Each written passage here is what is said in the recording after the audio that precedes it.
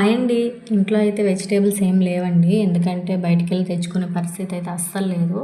వర్షం అయితే పడుతుంది. అందుకని చెప్పి ఇంకా మా వారు కూడా ఏం తీసుకురాలేదు. డైరెక్ట్‌గా అయితే డ్యూటీ నుంచి అయితే ఇంటికైతే వచ్చేసారండి. లేదంటే మార్కెట్ చేసుకొనే వస్తారు ఖచ్చితంగా. ఇంకా వంకాయ ఉంటే దాన్నే పచ్చడి చేద్దామని చెప్పి అది చేసేసాను. మా చిన్నోడు కూడా తింటాడు అదైతే. అలా అని చెప్పి చేశాను.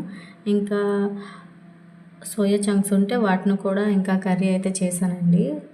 సోయా చంక్స్ అనేవి కొంచెం ఆయిల్‌లో ఫ్రై చేసుకొని చేస్తే కర్రీ అనేది చాలా టేస్టీగా ఉంటది. బావుంటది.